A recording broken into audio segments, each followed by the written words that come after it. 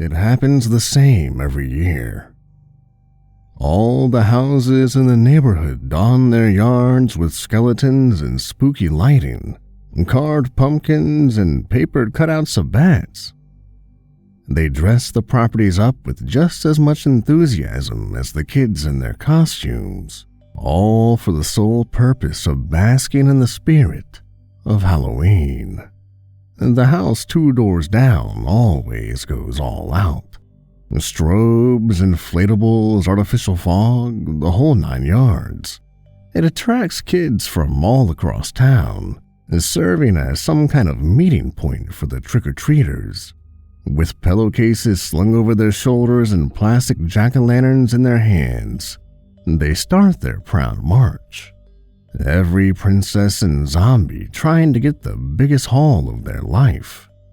Every year, I turn off the lights and pretend I'm not home, sitting in front of the TV with my dog for the annual marathon of slasher films.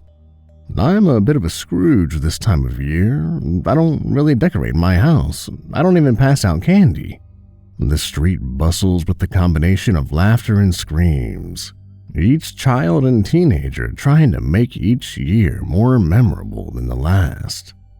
From the darkness of my home, I catch glimpses from the window when the commercial breaks. Everything seems festive and normal, all except the house across the street. I didn't notice it at first. The house across the street is abandoned, almost derelict at this point. It was a modest loft house before it went unkempt, with a little garage and a big stretch of porch to walk up before you hit the front door. There's a rocking chair on one side of the door and a window on the other. I imagine it would have been a nice setup back in the day. Nice fall day, you sip some cider on the covered porch in the rocker. You hear the television from the open window. Now, the windows are boarded up. The garage door sits lopsided on its hinges, and there's so many old twigs and leaves matted on the porch roof, it looks like it'll cave at any moment. The rocking chair sits empty, dust and mold collecting over the years. No one's lived there for a long time. I don't think it's even on the market. It remains its old, weathered self all year round, and everything seems fine. But as trick-or-treating comes to a close, that changes. I have it narrowed down to the last 20 minutes. Every year from 5 to 7, the kids go up and down the street raising hell, hopped up on sugar and the Halloween spirit. The old house stays dark and quiet almost all the time, but at 6:40, that porch light kicks on.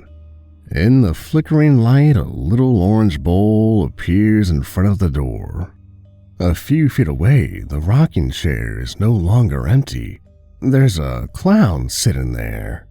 His getup is crude and old, like an alcoholic uncle threw on a cheap jester one-piece. The eyes are closed, but the eyelids are painted and cartoonishly large and staring at you while it sits perfectly still. A rusty kitchen knife held in one frozen hand. A little paper sign is stuck to the door, and in big red letters it reads, "Take 1." I've never seen anybody physically set it up. It's just there. 1 minute it's dark and the next the light is on. It's almost like someone ran up when you weren't looking and propped the stuff up as a gag. But I've never actually caught anybody. Never seen anybody, in fact. It just happens. The thing is, that little orange bowl, it's loaded to the top. Not with dollar store candy either. King-size bars. And the first time I thought maybe the property owner was trying to give back for having such an eyesore year-round. Or maybe even a homeless guy was trying to have a little fun, scare the kids, that sort of thing.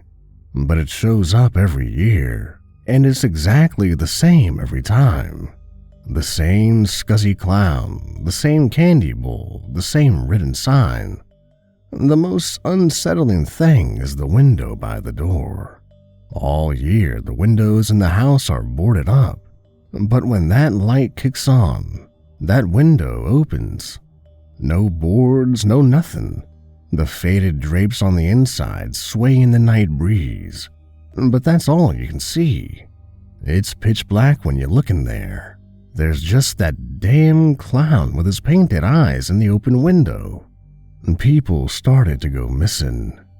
Articles in the paper would show the next day some kid or teenager wouldn't make it home after going door to door looking for candy.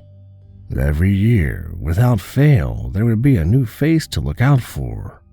I would think of the house across the street immediately.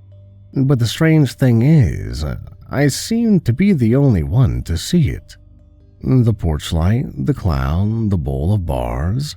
I talked to some of the neighbors, and everyone thinks I'm crazy. It got to the point to where I called the police. I was sure they'd kick down that door, find a body, or at least some evidence. Maybe bones or clothing, something. I called them twice, and twice they came out and they searched the whole damn house. They found nothing, absolutely nothing. No human remains, murder weapon, not even footprints. Like nobody has been there in ages.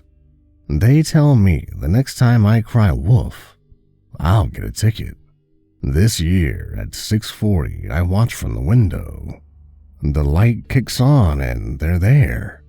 Clown, bowl, and the paper sign. I see some kids coming down the street, both dressed as animatronics. They look tired and ready to go, but they see the light. They go to the door. They see the giant bars and they jump with excitement. They read the sign. They look at the clown and they wait for the jump scare. But he just sits there with a knife held limp and blank painted stare. Each of them pick one out, but there's a longing as they look at the bowl. It seems like their conscience got the better of them and they leave without succumbing to greed. Heading off the porch, they pass a teen in a hoodie and skull face paint. He pushes past rudely, almost knocking over one of the kids. They seem upset, but they don't look back. They don't notice the clown behind them. The painted lids raise, revealing staring, bloodshot eyes. This year, I pass out candy. I turn on my light and I'm out with my bowl, waving the kids over, waving them to safety. I turn on my light and I'm out with my own bowl, waving the kids over, waving them to safety. The eyes in the clown look at me menacingly, like a warning, but it doesn't last long.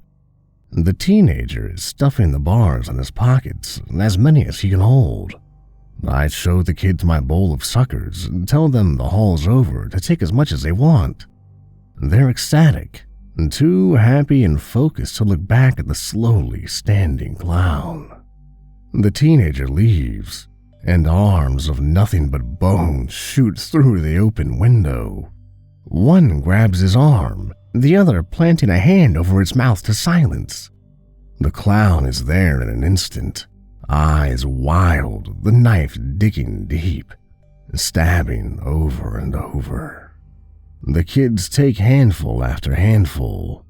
I show them the silly paint I put on, and if I have to, I'll ask them about their costumes. The teenager fights, but it's over just as soon as it started. The clown stabs and rips, the old blade eviscerating crudely. The arms are already pulling him in. His screams blend with others in the distance. My eyes tear up and the kids get worried. I dump the candy in their bags, try and stay joyous. My hands are shaking, but I play it off. I call my dog to the front door so they can see the silly spider costume I made him wear. The laughter drones out what they don't want to hear. The clown grabs the teenager by the ankles and helps the skeletal arms, pushing him into the dark abandoned home. He leaves the knife sticking from the torso, arterial spray staining his ratty costume. When the feet are sucked in, he slams the window shut. For a moment, he looks at me. His stare is cold and terrifying, but I don't look long. Across the street, the porch light shuts off and it's all gone. I still feel the eyes on me, but there's nothing there. Other homes seem to take it as their cue, and one by one, trick-or-treating comes to an end.